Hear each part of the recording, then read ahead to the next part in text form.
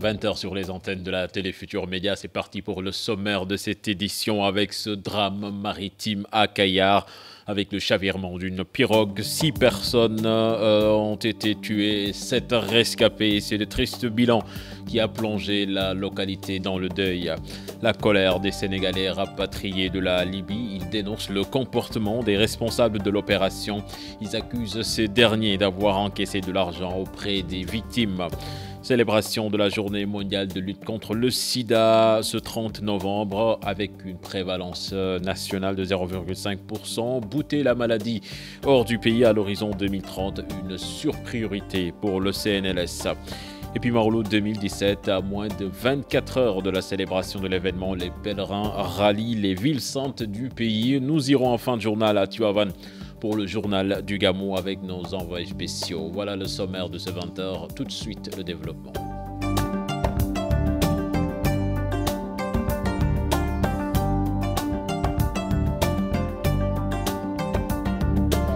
Bienvenue à toutes et à tous. Ce chavirement d'une pirogue à Kayar. 6 personnes ont été tuées, 7 rescapées.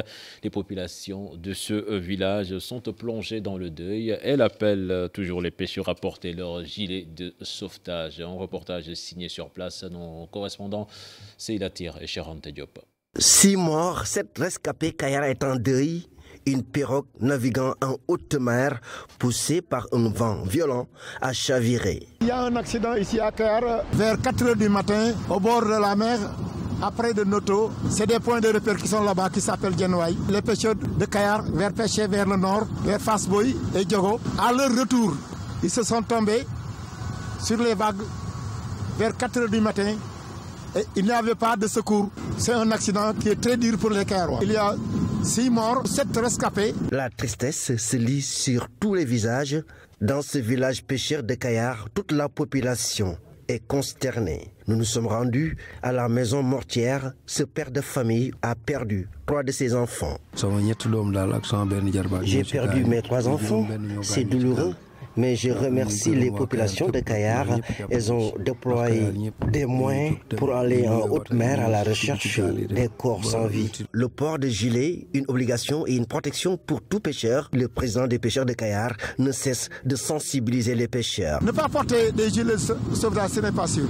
Je lance un message aux pêcheurs sénégalais de porter des gilets de sauvetage parce que c'est leur avenir, il peut le sauver. Tous ceux qui ont subi ce genre d'accident n'ont jamais été indemnisés, selon le représentant des associations des pêcheurs de Kayar.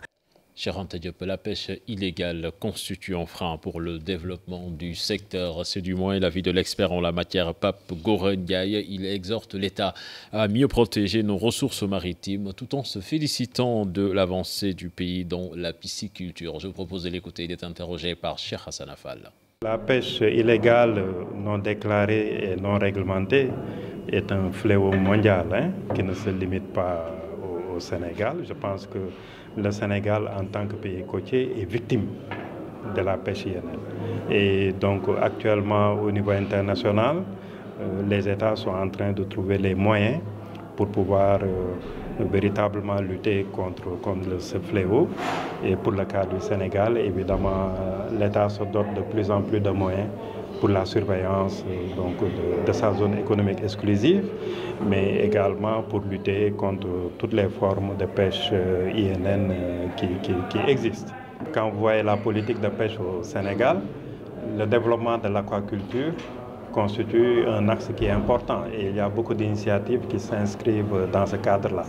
Mais ce qui ne dédouane pas véritablement le Sénégal à aller à une gestion durable de ses ressources halieutiques dans l'espace maritime et côtier. Mais c'est une piste qui est là, qui pourrait permettre de suppléer donc la pêche maritime par rapport à l'approvisionnement du marché national et également à l'exportation. Je vous le disais dans les titres, les Sénégalais rapatriés de la Libye dénoncent le comportement des responsables de l'opération de rapatriement des Sénégalais. Ils accusent ces derniers d'avoir encaissé l'argent auprès des victimes alors que c'est l'État du Sénégal qui avait affrété des avions pour aller les chercher. Il signale à cette occasion que les Sénégalais qui sont restés sont plus nombreux. Là-dessus, nous écoutons l'un d'eux. Il s'appelle Aliou Mbalo. Il est interrogé par Abdoulaye Diallo. Les Sénégalais vivant en Libye sont dans des difficultés. Avec le commerce des personnes, par exemple, ils vendent un individu à 75 dinars. Et cette activité est tellement lucrative pour ceux qui la pratiquent au point que si la victime n'a pas d'argent, n'a pas de moyens pour se sauver, ils ne te lâcheront jamais. Le président de la République avait affrété des avions pour aller chercher les Sénégalais de la Libye. Mais ceux qui géraient ces vols en avaient fait leur propre affaire. Ils demandaient de l'argent aux victimes. Ce n'est pas une information que nous avons inventée. Moi-même qui vous parle fais partie des victimes de cette arnaque. Quand je me suis présenté à eux, ils m'ont demandé de leur donner 1000 dinars. C'est pourquoi nous voulons attirer l'attention du président de la République pour que prochainement de meilleures dispositions soient prises au cas où des avions seront affrétés pour aller chercher des Sénégalais à l'extérieur. J'ai été arrêté à plusieurs reprises en Libye. À cette occasion, j'ai eu à vivre dans 3 prisons. Mais c'est extrêmement très difficile. Si on te donne un morceau de pain à cette heure-là, c'est jusqu'à demain à pareille heure qu'il faudra espérer manger. Et il faut aller dans les toilettes pour avoir de l'eau à boire. Et l'on trouve un nombre important de Sénégalais dans ces prisons, comme celle de Hostan que j'ai fréquentée. Il reste un nombre important de Sénégalais en Libye. C'est pourquoi je demande à rencontrer le président de la République et rencontrer Youssou Ndour pour leur expliquer de vive voix ce qui se passe en Libye, comment vivent les Sénégalais qui y sont, quel est le vrai état des lieux. Le gouvernement sénégalais a fait des efforts pour sauver ses fils en nous envoyant des avions pour aller nous chercher. Mais ce sont les responsables de cette opération qui n'ont pas joué le jeu.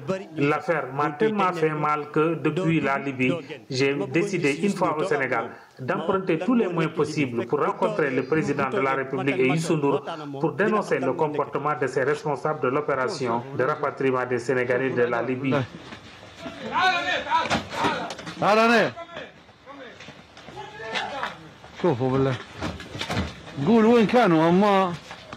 Nous parlons de toute autre chose à présent avec l'organisation internationale Ashoka Sahel qui veut promouvoir l'entrepreneuriat chez les jeunes Africains. Le but est de faire naître en eux l'esprit d'autonomie, de perspicacité, de pragmatisme. Les détails dans cet élément signé Habib Faye et Modou Diop. Elle célèbre les innovations de 25 jeunes entrepreneurs sociaux issus de 12 pays d'Afrique. Ashoka Sahel compte continuer la collaboration avec ces jeunes pour leur permettre de mieux s'impliquer dans le monde. Parce que ce sont des jeunes dynamiques qui vraiment ont mis en place des innovations très pertinentes pour résoudre les questions cruciales. D'abord, nous quand on les sélectionne, c'est parce qu'ils ont déjà mis en place quelque chose qui est vraiment très innovant. Et donc, l'idée d'abord, c'est de les... ils rentrent effectivement dans le grand groupe d'Ashoka qui est... Faire de ces jeunes des acteurs du changement est le souhait de l'organisation. C'est de faire naître au niveau de chaque jeune cet esprit d'autonomie et de perspicacité et de pragmatisme pour pouvoir répondre à toutes les questions qui vont se poser. Une formation pour acquérir de nouveaux outils. Aujourd'hui, à travers ce programme, on est en train de gagner de nouveaux outils qui vont nous permettre de beaucoup mieux atteindre nos objectifs, mais aussi ça nous permet de pouvoir faire du networking et d'avoir des partenaires qui peuvent nous appuyer, autant au niveau du financement, mais aussi dans la réalisation de nos activités. Son projet, lutter contre les maladies non transmissibles. Un challenge qui consiste à faire chaque semaine une activité sportive différente. On fait découvrir aux Sénégalais chaque semaine une activité différente. Donc ça veut dire 52 activités. Ce qui veut dire quoi? Il n'y a plus d'alibi pour dire que je ne vais pas faire le sport. Et durant ces séances de sport, nous leur expliquons les rapports entre les habitudes et le mode de vie qu'ils ont et la survenue des maladies dont on a parlé plus tôt, à savoir le diabète, l'hypertension artérielle, le cancer. Mais aussi nous leur apprenons à maîtriser la nutrition. Après une sélection, ces 25 jeunes entrepreneurs bénéficieront d'autres formations. Une collaboration infinie selon la directrice. Objectif, faire naître en chaque jeune l'esprit d'autonomie, de perspicacité et de pragmatisme. La journée mondiale du sida célébrée officiellement au Sénégal ce 29 novembre au lieu du 1er décembre avec un taux de prévalence nationale qui avoisine les 0,5%. Bouter la maladie hors du pays à l'horizon 2030 devient une surpriorité pour le CNLS. Les détails dans ce reportage signé Mam Biram Diouf et Diafaraba. Droit à la santé, thème choisi pour accélérer la riposte et éliminer définitivement le sida au Sénégal à l'horizon 2030. Mais avant, le Sénégal doit être au rendez-vous de 2020 c'est-à-dire diagnostiquer 36 900 patients vivant avec le VIH, mettre 33 210 patients sous traitement antirétroviral et obtenir une charge virale chez 29 889 patients sous ARV, un travail que suit de près le Comité national de lutte contre le sida. Vous savez, depuis quelque temps, il a été démontré scientifiquement que l'accès au traitement antirétroviral non seulement améliore la vie du patient, une personne qui prend le traitement antirétroviral, c'est-à-dire le traitement du sida, a la même espérance de vie qu'une personne qui n'a pas le sida. Donc, maintenant, quand on prend le traitement, on est comme tout le monde. Et d'autres études également ont montré qu'une personne qui prend le traitement antirétroviral ne transmet plus le VIH. Donc la conclusion est que si on dépiste toutes les personnes qui ont le VIH et qu'on les met sous traitement, on peut mettre fin à cette épidémie. La stigmatisation dont souffrent des personnes vivant avec la maladie ralentit cependant les efforts d'éradiquer le mal. La plupart du temps, les personnes vivant avec le VIH sont confrontées à des problèmes d'ARV, même si pour l'instant les ARV sont disponibles. Ce qui constitue un problème, ce sont les intrants qui sont à même de pouvoir permettre aux personnes vivant avec le VIH de connaître la charge virale. Et l'autre problème peut-être, c'est un peu lié à la stigmatisation quand on sait que la majeure partie de la population générale ne connaissent pas, n'est-ce pas, tous les problèmes qui sont liés à l'infection à VIH-Sida. Donc du coup, certaines personnes stigmatisent, ce qui ne devrait pas être le cas. Quand on sait que présentement, toute personne qui prend correctement ses ARV ne transmet plus l'infection à VIH.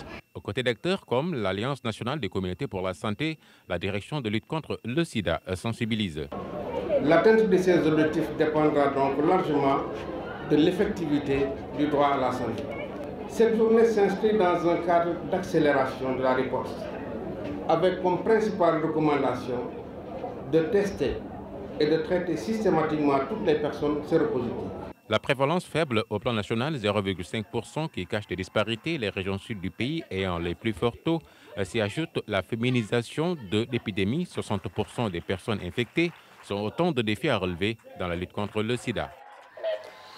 Santé toujours, le centre de santé Gaspard Camara vient d'être doté d'un matériel de dépistage du col de l'utérus. C'est dans le cadre du projet Care for Afrique que le Maroc, par le biais de la Fondation Servir le Sénégal, a mis à la disposition de ce centre de santé. Habib Faye, Modou Diop pour les détails.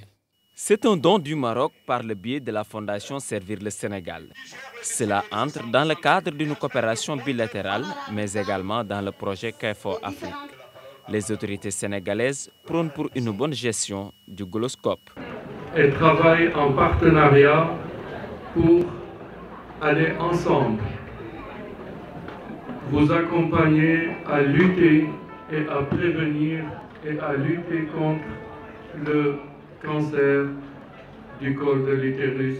Et il faudrait que ce matériel puisse aider à améliorer sensiblement le vécu des femmes du Sénégal, de la sous-région, mais également les femmes qui sont à côté, qui sont là à Dakar Plateau. Mobilisées en grande pompe, les femmes du centre optent pour la sensibilisation et alertent. Donc, notre rôle est d'orienter, sensibiliser, aider les femmes à s'exprimer ou aller à l'hôpital. Cette sensibilisation se fera à travers des stratégies de proximité au niveau communautaire, avec toutes les notabilités religieuses, coutumières, les relais Badjengor, délégués de quartier, société civile, bref, toute la population. Très attendue depuis des années, la machine est arrivée à son heure, au chevet des femmes. Mawlud de 2017 à présent, à moins de 24 heures de la célébration de l'événement, les fidèles rallient les cités religieuses du pays pour les besoins du Gamou. Nos reporters se sont rendus à Ouakam et à Liberté 5 où les points de départ refusent du monde et des bonnes volontés qui s'illustrent pour faciliter le départ de ces pèlerins. Un reportage signé Fatou Bintou Conté et Younous Diatta. Des heures d'attente, Fatou Ndoye doit se rendre à Tivaouane. Et ce n'est pas son premier gamou dans la ville sainte. Elle se souvient à l'époque, elle était très jeune. La première fois, quand j'allais à Tivaouane, j'avais 25 francs seulement sur moi. À l'époque, mon père nous exigeait d'avoir de très bonnes notes en classe pour pouvoir aller au Gamou. Je me rappelle très bien, j'étais en classe de CE2. Cela commence à me donc, les temps ont changé, le transport notamment. La différence. Mes parents mettaient à la disposition des fidèles un car gratuitement. Ce n'est pas très longtemps, mais maintenant, il faut savoir que la vie est chère. De plus en plus, les gens se rendent dans les villes saintes dans ces circonstances. Ce qu'on déplore, c'est plutôt la cherté des tarifs du transport. Autre lieu, Liberté 5. Ici, c'est beaucoup plus facile. Un bus mis à la disposition des fidèles. Et cela gratuitement. Toutes les personnes qui se présentent en premier, ils rentrent.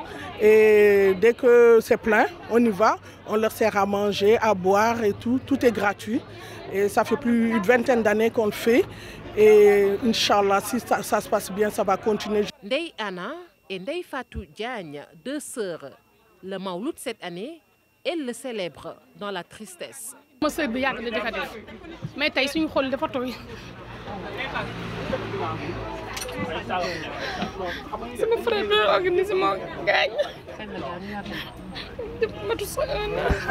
Plusieurs fidèles rallient les cités religieuses.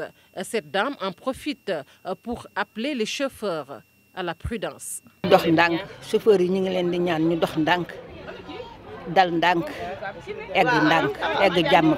Justement pour faciliter l'accès, assurer une circulation libre des personnes et de leurs biens sur tout le territoire communal de la localité de Tivaouane, le capitaine Babacar Faye, commandant de la compagnie de Thiès, a établi un plan de circulation normalisé sur les différents axes menant à Tivaouane. Je vous propose de l'écouter. Nous avons identifié 5 voies d'accès qui mènent vers la ville sainte de Tivaouane. D'abord, il y a la RN2 de Thiès pour Ndiassane qui mène à Tivaouane. Mais également de l'autre sens, venant de Méhé, qui passe par Pire et qui entre à Tivaouane.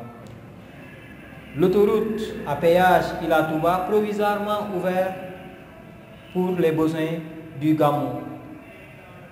Alors, à cet effet, nous incitons, nous recommandons à tous les usagers de la route de respecter les prescriptions du code de la route, mais également de faire bien attention, d'être vigilant au niveau de certains points de la route, donc considérés comme accidentogènes.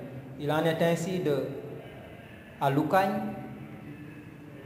Ensuite, sur la RN2, à hauteur de Diassap, de Ndiobène, de Lamlam, mais aussi du croisement Ndiassane. Il est interdit aux véhicules hippomobiles d'emprunter les pistes et de ne pas emprunter les axes routiers. Le stationnement sur les routes sont également interdits pour faciliter le déplacement des usagers vers la ville sainte. Enfin, nous souhaitons à tous les Sénégalais de faire un bon Gamou édition 2017 et en cas de problème, la gendarmerie, le PCO de la gendarmerie est ici, logé à la brigade. En cas de problème, contactez la gendarmerie. Même si tous les chemins mènent au Gamou, il y en aura des disciples qui ne peuvent pas y aller. C'est le cas de la dame Aya Aminata Fall, rattrapée par le poids de l'âge. Toutefois, elle compte bien célébrer l'événement à la maison. Fatou Bint Conté et Younous Diatta l'ont rencontré. À cause de mon âge, je ne peux plus faire le déplacement sur Tivaouane. Pourtant, je n'ai jamais raté la célébration du Mawlud dans la cité religieuse. C'est pourquoi quand je vois les gens partir, je me sens triste. Si on a décidé le destin, elle ne peut plus partir à Tivaouane commémorer la nuit du Mawlud. Aya Aminata Fall, elle se nomme, est obligée de rester à Dakar le jour du Gamou avec ses petits-enfants. Même si elle se sent seule, l'octogénaire trouve toujours des astuces pour être au cœur de l'événement. J'ai peur même de rester dans cette maison toute seule. Mais bon, mes petits-fils sont là pour me tenir compagnie. Je leur donne de l'argent pour qu'ils s'occupent de moi. Je regarde également la télé à l'occasion de la célébration du Mawlud. Donc je ne rate rien de ce qui se passe à Tivaouane. Je suis contente. Sinon, j'écoute également la radio parce que le calife de Tivaouane fait partie de la famille. Nous sommes des parents et de fervents talibés. Nous habitons à Mbilor, c'est un village non loin de Dagana. Et là-bas, Serigne Mbaye Sy Mansour a une maison. D'ailleurs, le jour du Gamou, elle prépare un grand festin pour ceux qui ne sont pas partis dans la ville sainte de Tivaouane. Pour célébrer la naissance du prophète Mohammed sallallahu alayhi wa sallam, je vais préparer des mets succulents et du thé parce que nous sommes des Walwalo également. Certes, il n'y aura pas beaucoup de gens à la maison, mais bon, on fera la fête à notre manière. Comme à son habitude, Adja Aminata Fall ne compte pas déroger à la règle. Elle a décidé de se parer de ses plus beaux atours pour marquer ce jour mémorable. Et toujours pour célébrer la naissance du prophète, demain, je vais porter mes plus beaux habits. Revenez ici et vous allez voir. Comme pour dire que chez cette vieille dame, la famille de Seydi Hadj Malick Sy compte beaucoup. Ce sont ces photos qui me font vivre, à part le bon Dieu. Regardez toutes ces photos, ce sont les différents khalifes. D'ailleurs, c'est la marque de la maison. Et puis le Petit Trembleux, de son côté, va assurer le transport des pèlerins à l'occasion du Gamou. Toutes les dispositions sont prises pour une bonne liaison. Là-dessus, nous écoutons les explications de Omar Boun Khattab Silla, directeur général du Petit Trembleux. Il est avec Cheikh Anta Diop. Nous sommes venus aujourd'hui, nous l'avons informé des innovations de l'année. C'est-à-dire que depuis le début du Bourd, il y a des trains qui viennent régulièrement ici à Tivaouane pour amener les pèlerins. Nous l'avons aussi informé de ce que depuis le 16 octobre 2017, le petit train de banlieue SA effectue des dessertes régulières sur Tivaouane, c'est-à-dire des dessertes les lundis, les mercredis et les vendredis. L'innovation de cette année, c'est que depuis le début du Bourd, il y a des trains qui viennent quotidiennement à Tivaouane. Maintenant, pour le Gamou en tant que tel, il y a 18 circulations à partir du dernier jour du Bourd, 10 circulations à l'arrêt à partir du dernier jour du Bourd, 8 circulations au retour le lendemain du Gamou. Voilà, c'était le dernier élément de ce journal. Prochain rendez-vous pour l'information, ce sera à 0h avec le tout en image. Mais tout de suite, vous avez rendez-vous avec l'équipe de GFM à Tivaouane pour le journal du Magal. Excellente suite de programme en compagnie de la Télé Futurs Médias. Au revoir.